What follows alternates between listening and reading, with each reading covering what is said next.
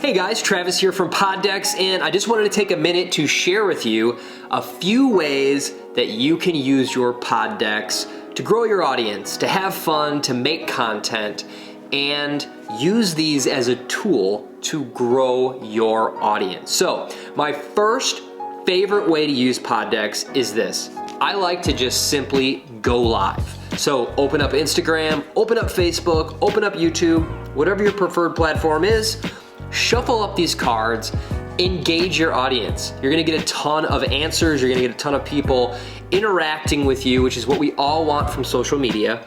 And you don't have to schedule it, you don't have to edit it. All you have to do is just have fun. So I love going on Instagram Live. You can check me out at PodDecks on Instagram. I go live all the time with the cards to get to know people better. It's a ton of fun and a great way to just be real and grow your audience.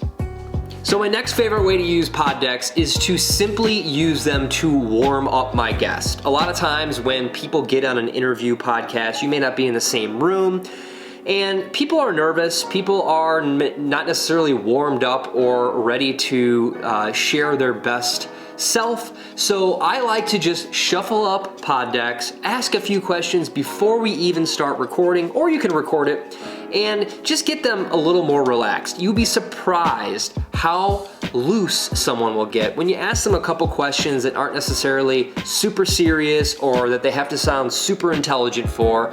It gets their vocals warmed up, it gets them comfortable speaking to you, maybe through their computer, and it's just a great way to start your podcast interview off on a good foot.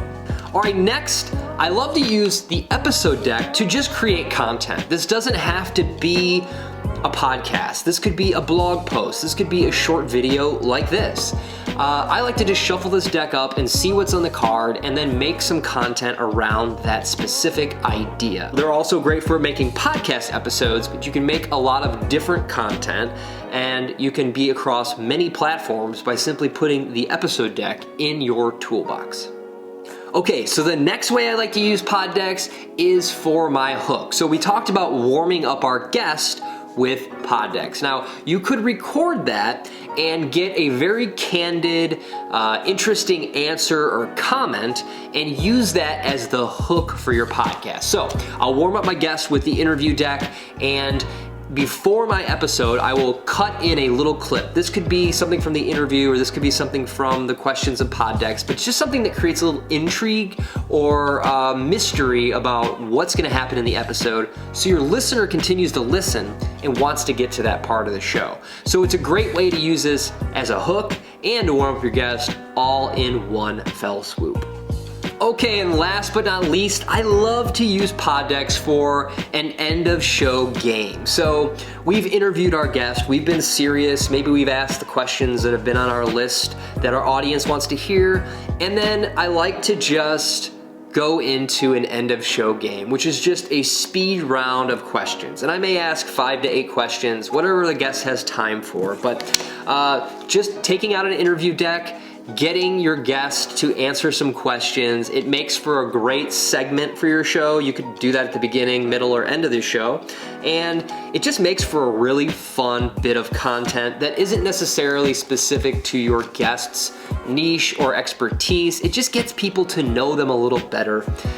Our audience loves authenticity, and PodDecks are a great way to get your authenticity and your guest's authenticity to come across through your podcast. So those are my favorite ways to use PodDecks. You can use them for more than just interviewing someone on a podcast. It's a great tool for your toolbox as a content creator. For more information on PodDecks or to place an order, visit poddecks.com.